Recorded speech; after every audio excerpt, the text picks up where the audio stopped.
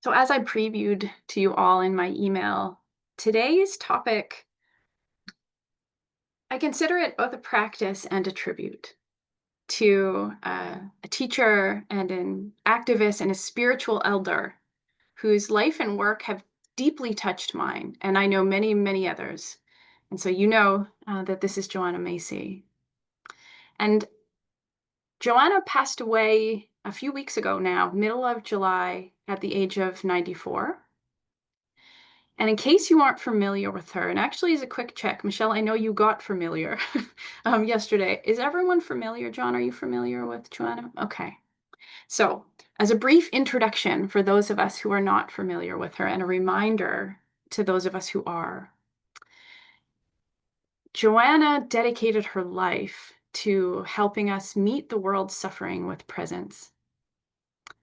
She was a scholar of Buddhism, a deep Buddhist practitioner, and also a systems thinker, and one of the most beloved voices in the fields of environmental justice and spiritual ecology. Great inspiration to me. Her work has shown generations of people already, and I believe it will continue to show generations yet to come, how to keep the heart open in difficult times and to stand with the earth and with each other and to find deep meaning in showing up with love and courage, even when things are hard. And as she once wrote, I'm going to quote her a lot as I'm sharing today because she has so many incredible quotes. To be alive in this beautiful, self-organizing universe is a wonder beyond words. And her life was a testament to living in service of that wonder. And that sense of wonder was not separate from her activism. It was like that wellspring that fueled it. And she called this path active hope. And so I want to take some time to explore that phrase and what it means. Active hope is not a passive feeling. It's not toxic positivity or like vague optimism or a denial of difficulty. Joanna described it as a practice, as a path of choosing to stay awake and engaged and connected, even in the face of fear and grief and uncertainty. So it's something that we do, not something that we have. And active hope is a conscious choice to engage with the world as it is, and then to act in service of the future we hope for, even when the outcome is uncertain. So Joanna offered us a simple, powerful framework for the how of this practice. And it's one that you will learn soon is deeply aligned with the teachings and the themes that we have already been exploring in this Sangha. So Joanna's practice comes in three parts.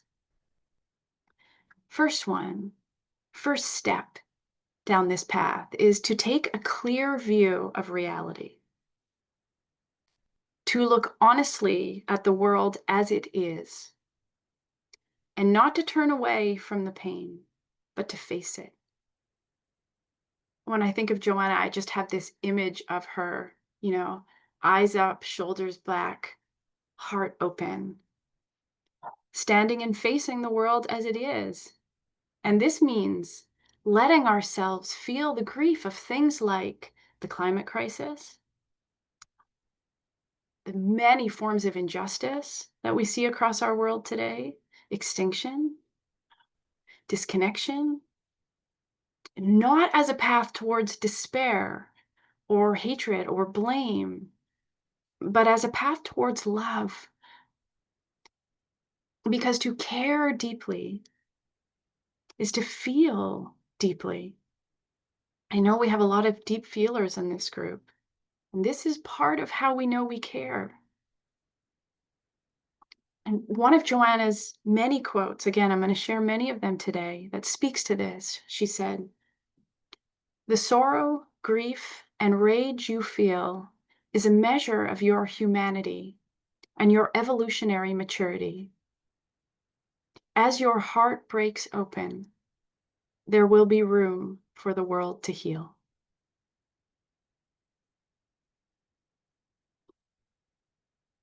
And of course, as I said, this isn't new to us here, right?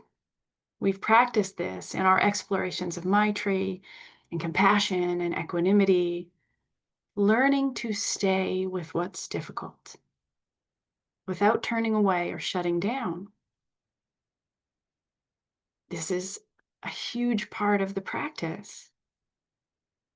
And so this step in active hope is grounded in the truth that suffering is real and that meeting it with presence is the first doorway to freedom.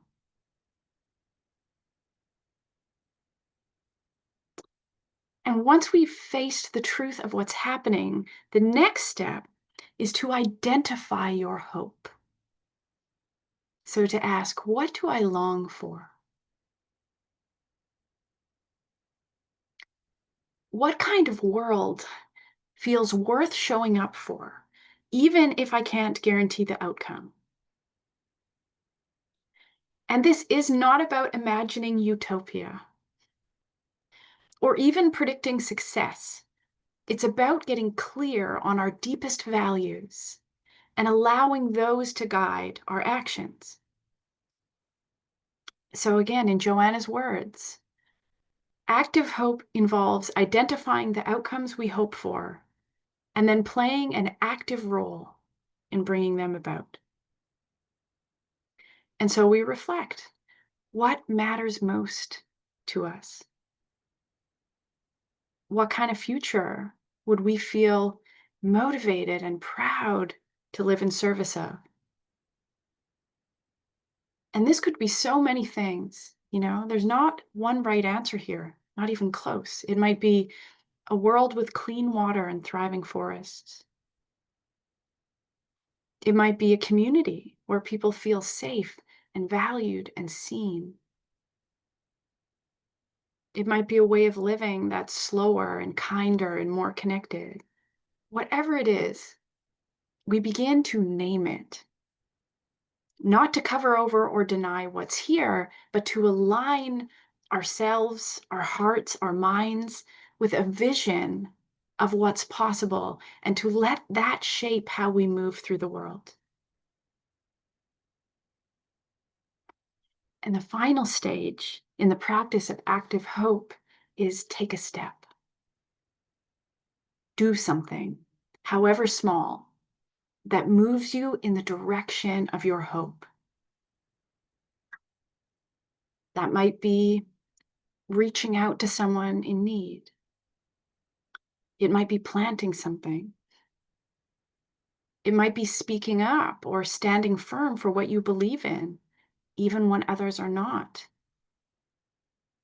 It might be pausing to feel and to listen and to notice the beauty that's here. Because as we know, choosing presence is a powerful act in itself. It's not passive. So Joanna reminded us, again in her words, you don't need to do everything.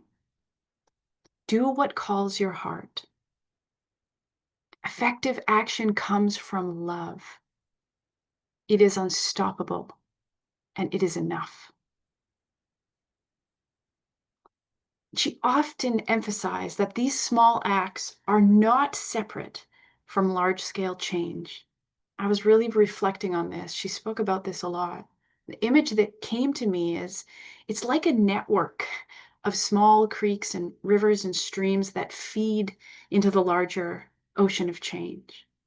So small actions are part of the large-scale change that we see the need for all around us. And this idea too echoes through what we've practiced here, that presence is a form of participation, that love is not just a feeling, it's a verb.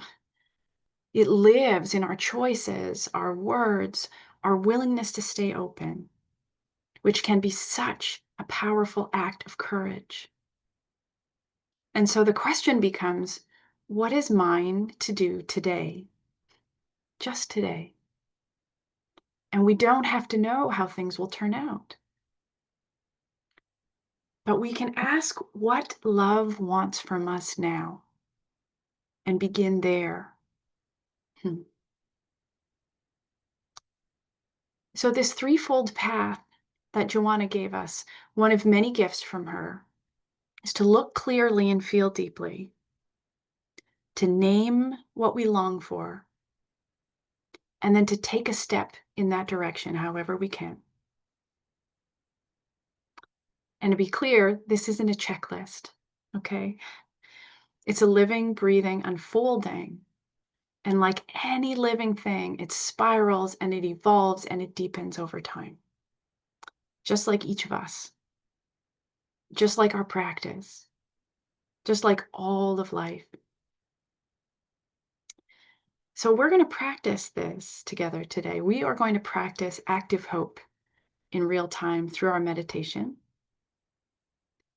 And so I'll invite you to prepare the body for a period of stillness. We've been sitting for a while, been quite a few words. So I invite you, whatever you need to do, you might stretch, take a drink of water, grab a blanket or a cushion if that would be supportive, whatever you need, just really sensing into what you need.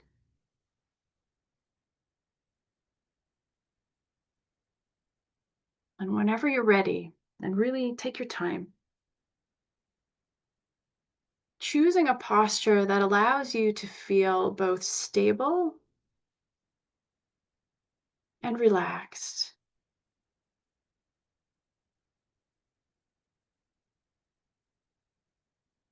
And when you're ready, you might close the eyes, soften the gaze.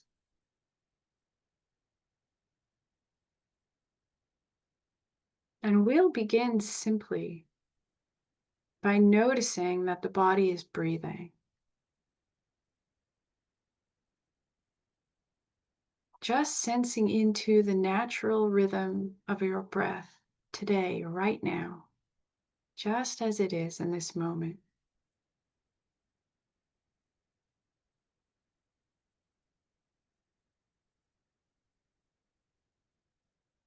And allowing the breath to serve as a mechanism for collecting the attention.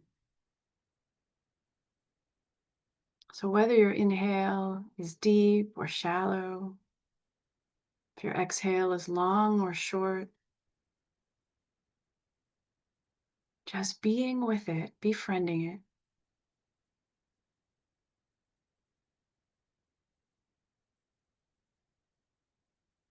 On the inhale, you might work with opening, arriving.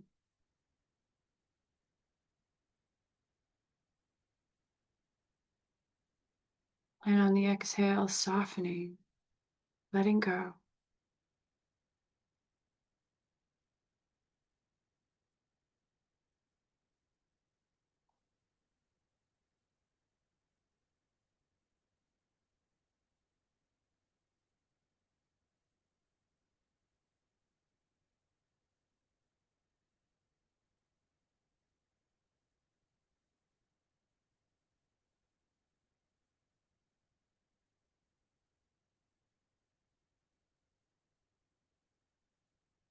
And drawing the attention gently through the body now. We'll start at the top of the head.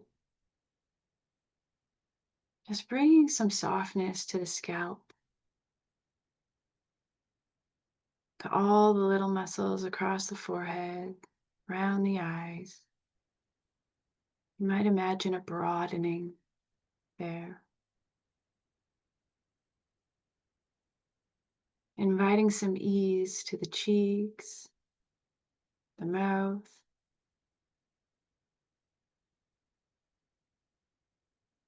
Noticing if there's tension in the jaw. Inviting that to soften and release.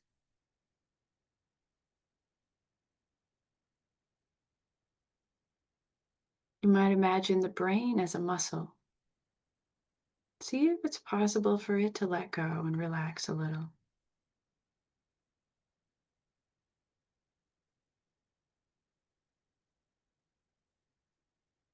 Slightly tucking the chin, inviting some length to the muscles of the back of the neck, allowing the shoulders to fall away from the ears, shoulder blades melting down the back, arms hanging heavy from the shoulder sockets.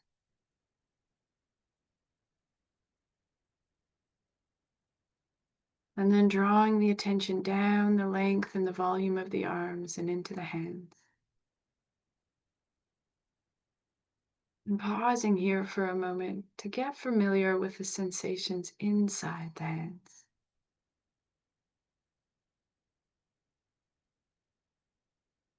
That pulsing, vibrating, tingling.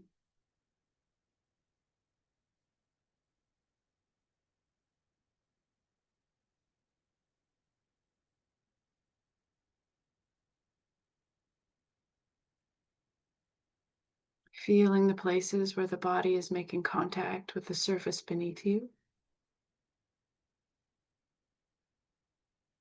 And noticing the pressure, the warmth that comes from being supported by that surface.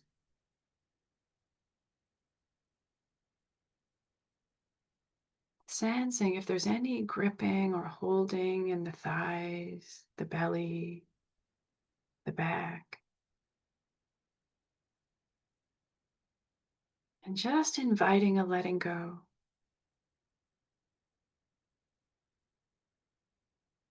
Trusting that beneath the surface supporting you now is the vast earth.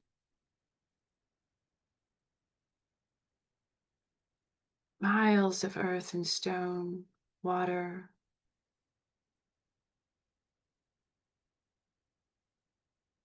holding you without any effort at all.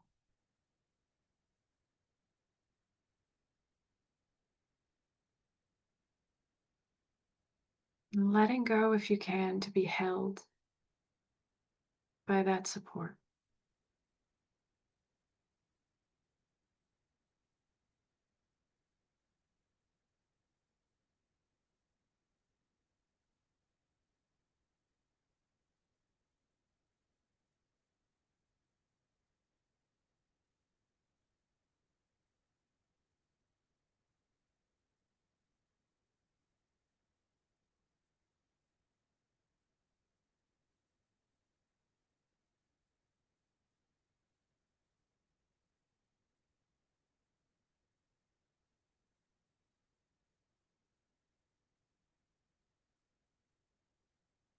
Moving now into our practice of active hope. We'll begin by taking a clear view of reality. So bringing to heart something in the world that causes you some degree of sorrow or concern or grief. Not to the extent of being overwhelming, but where you notice a distinct tenderness when you bring it to your heart and mind.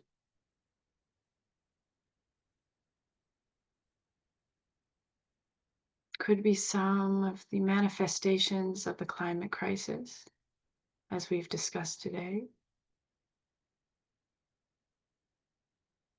Fires, flooding, drought.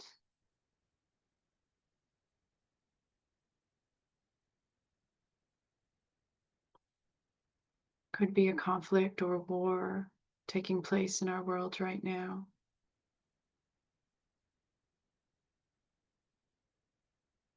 Or a particular place or being that is suffering. Whatever it is. Letting yourself feel it.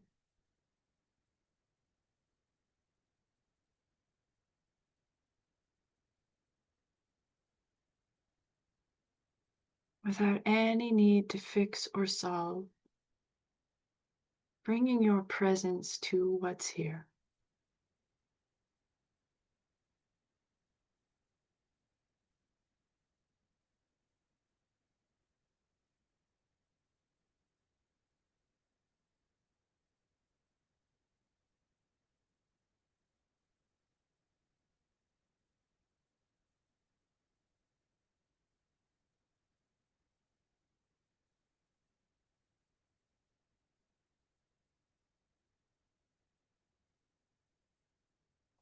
In Joanna's words, as your heart breaks open, there will be room for the world to heal. So letting this pain be honored, let it belong.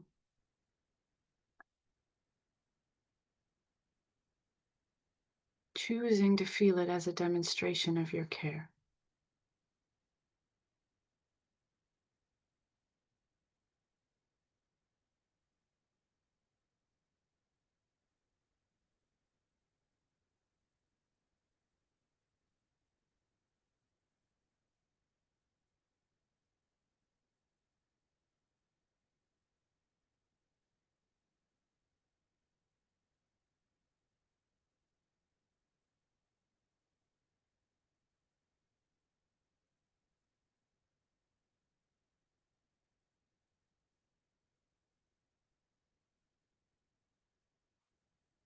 And now bringing to mind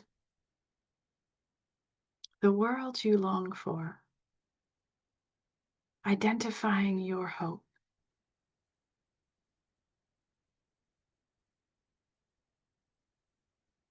What kind of future calls your heart?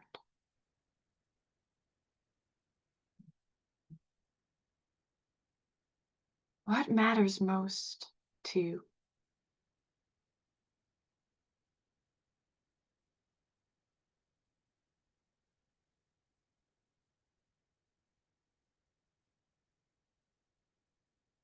It might be a feeling, belonging, justice, beauty, peace.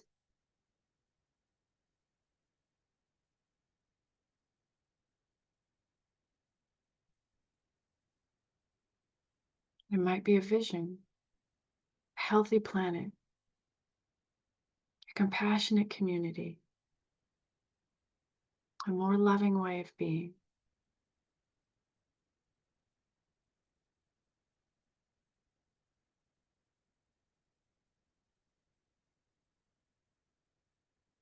Let yourself connect to your hope, not as a fantasy, but as a seed already alive within you.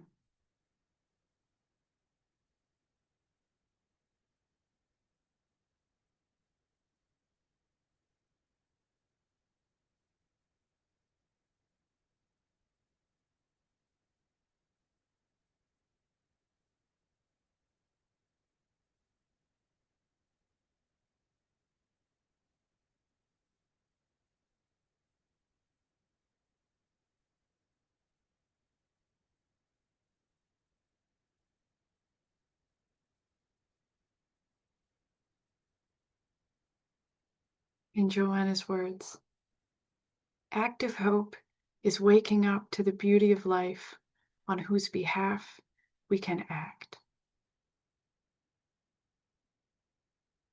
So feel this hope as a steady light within you, guiding your way.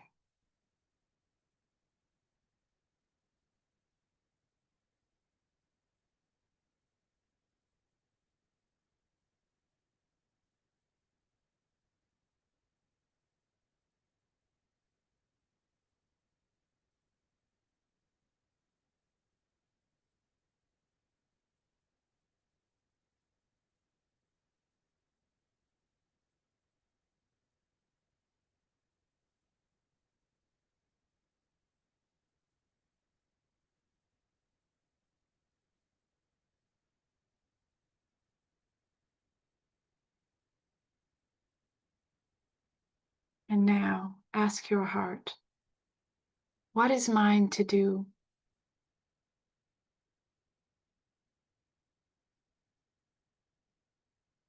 What small step might I take in the direction of my hope? And don't force an answer, just listen.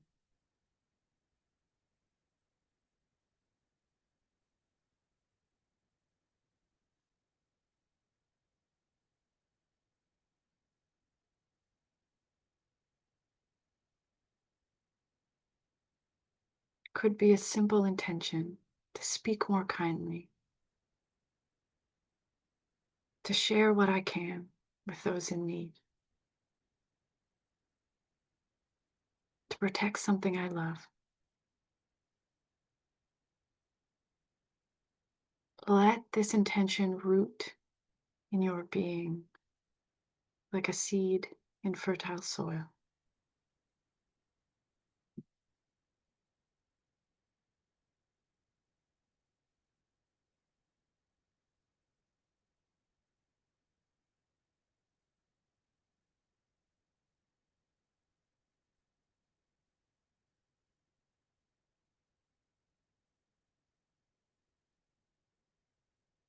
As Joanna said, you don't need to do everything.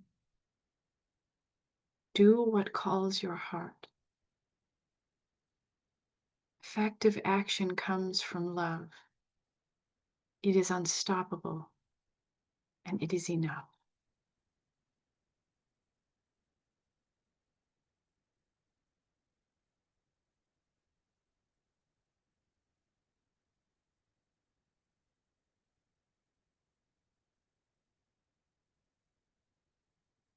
So resting in that intention, breathe with it, nourish it with your attention, your care.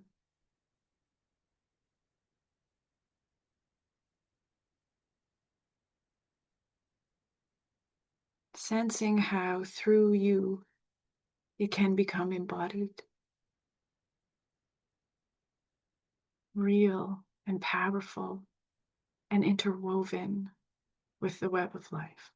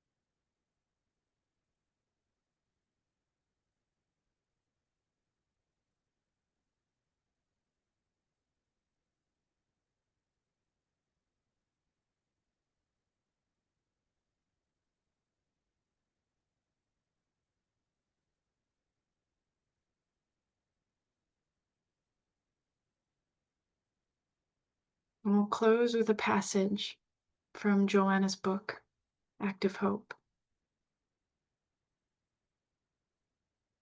Active hope is not wishful thinking. Active hope is not waiting to be rescued by some savior. Active hope is waking up to the beauty of life on whose behalf we can act. We belong to this world.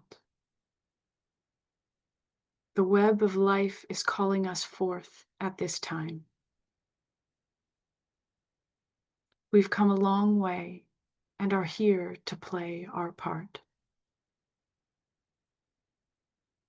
With active hope, we realize that there are adventures in store, strengths to discover, and comrades to link arms with. Active hope is a readiness to discover the strengths in ourselves and in others. A readiness to discover the reasons for hope and the occasions for love. A readiness to discover the size and strength of our hearts, our quickness of mind, our steadiness of purpose, our own authority, our love for life, the liveliness of our curiosity, the unsuspected deep well of patience and diligence, the keenness of our senses, and our capacity to lead. None of these can be discovered in an armchair or without risk.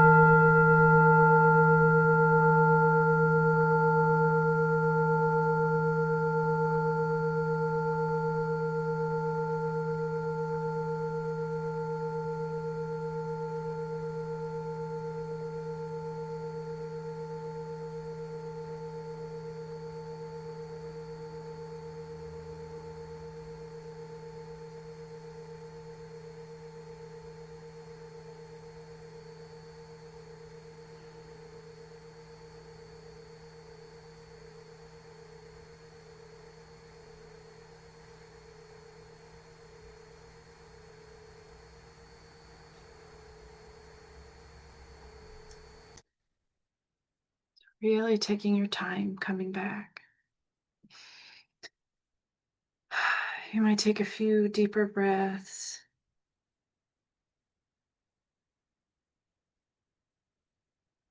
Introduce a little movement, maybe rocking side to side, front and back.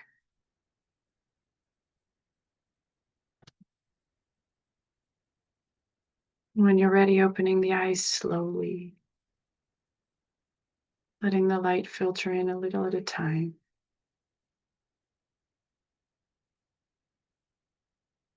Reorienting yourself to the space you're in and this shared space here with each other. Thank you for your practice, my friend.